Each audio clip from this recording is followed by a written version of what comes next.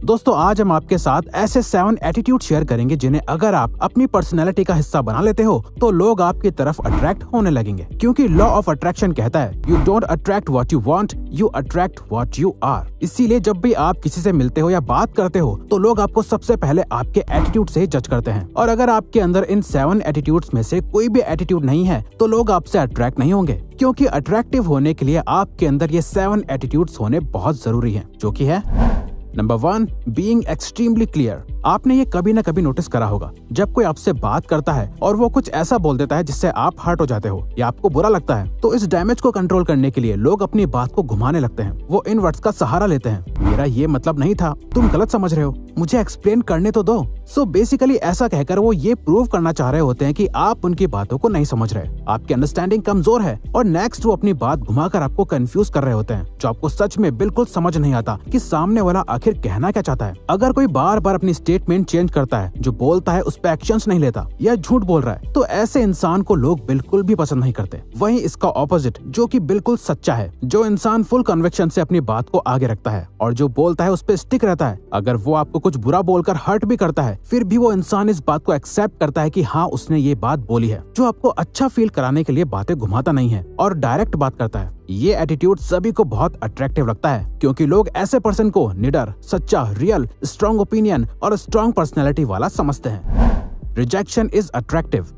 Imagine आपकी किसी के साथ डेट हुई है, बट लास्ट 1 घंटे पहले आपको कुछ इंपॉर्टेंट काम आ जाता है, तो आपको अपनी डेट कैंसिल करनी पड़ती है और आप सामने वाले पर्सन को टेक्स्ट करते हो कि आप आज नहीं आ सकते, आज की डेट को कैंसिल करना होगा। अब ज्यादातर टाइम लोग ऐसा करने से पहले सोचते हैं कि ऐसा करने से सामने वाले पर्सन को बहुत गुस्सा आ जाएगा, लेकिन अधिकतर केसेस में ऐसा नहीं होता, बल्कि ऐसा करने से दूसरे पर्सन के सामने सबकॉन्शियसली आपके लिए एक रिस्पेक्ट डेवलप हो जाती है, क्योंकि दिखाता है कि आपकी लाइफ में और भी कई इंपॉर्टेंट चीजें हैं। आप एक फ्री इंसान नहीं हो जिसके पास हर चीज के लिए टाइम है, बल्कि आपको दूसरों को प्लीज करने से ज्यादा खुद को इम्पोर्टेंस देना ज्यादा पसंद है, जिस वजह से वो आपसे और अट्रैक्ट होने लगते हैं। इसीलिए हर बार किसी के भी लिए हमेशा अवेलेबल मत रहो। आपको लगता होगा कि अगर आप अपना इम्पोर्टेंट काम छोड़कर किसी पर्सन के लिए टाइम निकालोगे तो उन्हें बहुत अच्छा लगेगा, वो आपकी रिस्पेक्ट करेंगे कि आपने अपने से ज्यादा उनके बारे में सोचा। बट ऐसा हमेशा नहीं होता। अगर आप ऐसे ही करते रहे तो धीरे धीरे वो पर्सन आपके लिए रिस्पेक्ट लूज करने लगेगा। इसीलिए अपने अंदर इस एटीट्यूड को डेवलप करना बहुत जरूरी है। आपको ये भी नहीं करना कि आपको जब भी कोई बुलाए तो हमेशा ही प्लान कैंसिल कर देना है और न ही बहुत ज्यादा अवेलेबल रहना है। आपको इसके बीच का बैलेंस ढूंढना है, जहां आप हमेशा अवेलेबल कम ही रहो। The social leader.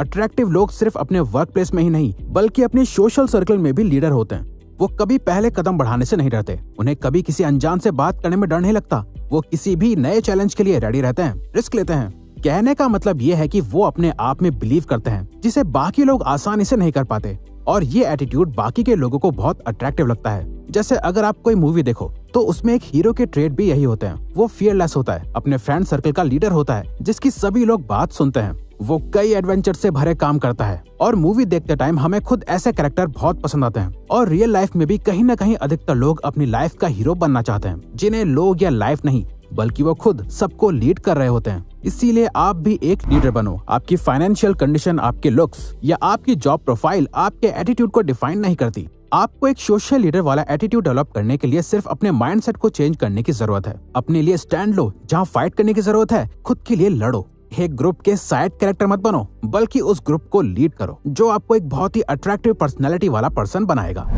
Walk away attitude.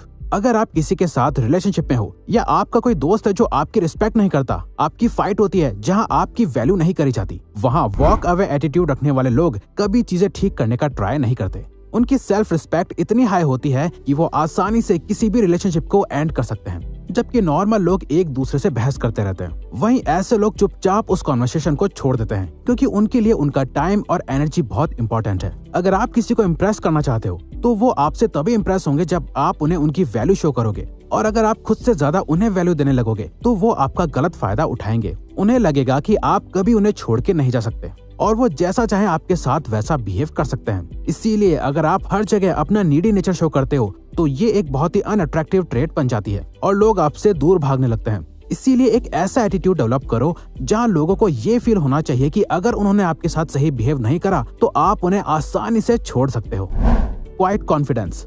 हर तरह का कॉन्फिडेंस हमेशा अट्रैक्टिव नहीं होता। फॉर एग्जाम्पल, कोई अपनी सक्सेस के बारे में बहुत बड़ा चढ़ाकर बात कर रहा हो, आपको अपने अचीवमेंट्स के बारे में बता रहा हो, तो किसी को भी इस बात को सुनने में इंटरेस्ट नहीं होगा कि आप कितना कमाते हो या आप कौन सी कार चलाते हो। बल्कि अगर आप लोगों को शो कर पाते हो बिना अपने आप को बढ़ा चढ़ाकर दिखाए, जैसे अगर किसी के पास बहुत पैसा है तो वो आपको महंगी गाड़ी और रिच लाइफस्टाइल दिखा के अपनी तरफ अट्रैक्ट नहीं कर सकता, वो बस लोगों को अपने पैसों की तरफ अट्रैक्ट करता है। वहीं अगर आपके पास बहुत पैसा है बट आप सिंपल लाइफस्टाइल मेंटेन करते हो और किसी को पता चलता है कि आप बहुत ज्यादा चैरिटी करते हो, तो ये ट्रेट लोगों को आपकी तरफ अट्रैक्ट करेगी। लोग आपके कैरेक्टर और कॉन्फिडेंस से इम्प्रेस होंगे, ना कि आपके अचीवमेंट से। इस एटीट्यूड को क्वाइट कॉन्फिडेंस कहते हैं, जहां आप कॉन्फिडेंट तो होते हो बट लोगों को चीख चीख के बता नहीं रहे होते कि आप कितने ज्यादा कॉन्फिडेंट हो। इसीलिए अपनी सक्सेस स्टोरीज या अपनी अचीवमेंट्स और सारे फ्यूचर प्लान सिर्फ अपने पास ही रखो और लोगों को खुद पता लगने दो कि आप असल में कितने ज्यादा अच्छे इंसान हो। Imperfectly perfect.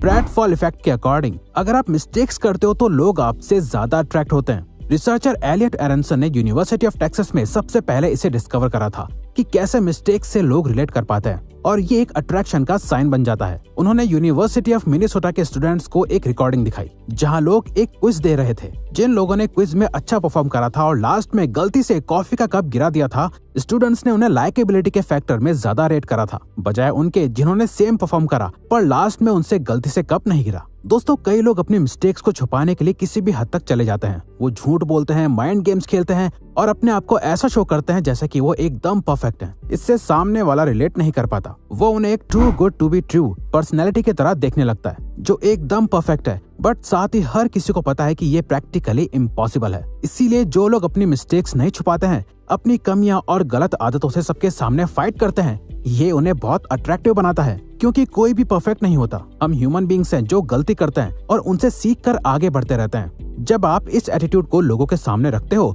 तो लोग आपसे रिलेट करने लगते हैं। उन्हें लगता है कि आप भी उन्हीं की तरह हो जो अपना बेटर वर्जन बनने के लिए स्ट्रगल कर रहा है। Rework attitude.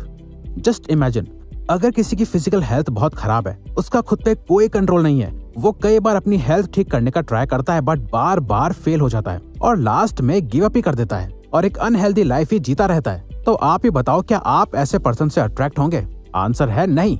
किसी भी काम में गिव अप करने का एक ही सबसे बड़ा रीजन होता है, वो होता है फेलियर। और फेलियर जितना बड़ा होता है, हार मान लेने का चांस उतना ही ज्यादा होता है। फेलियर से मिलने वाली नेगेटिव एनर्जी आपको फोर्स करती है कि आप उस काम को कभी ना करो। बट रॉजर फ्रिट्ज कहते हैं, जब आप फेलियर वर्ड को मिस्टेक से रिप्लेस कर देते हो तब आप गिव अप नहीं करते। हमें पता होता है कि हम उसे ठीक कर सकते हैं। जैसे फॉर एग्जाम्पल, आप मैथ्स की कोई प्रॉब्लम सॉल्व कर रहे हो और आपने बीच में कोई मिस्टेक कर दी, तो क्या आप उसे फेलियर मानकर गिव अप कर देते हो या अपनी मिस्टेक्स पर बार बार काम करके उस प्रॉब्लम को सॉल्व कर लेते हो? यही सेम रीवर्क एटीट्यूड आपको अपनी पर्सनैलिटी में भी ऐड करना चाहिए कि अगर आपसे कोई भी फेलियर हो जाए, याद रखो कि वो एक मिस्टेक है जिसे आपको ठीक करना है और आप कर सकते हो। तो अगर आपको ये वीडियो अच्छी लगी तो वीडियो को लाइक और सब्सक्राइब बटन पे क्लिक करके इस चैनल को सपोर्ट करो और बेल नोटिफिकेशन ऑन कर लीजिएगा ताकि आप आने वाली वीडियोस मिस ना कर पाओ। Thank you for watching.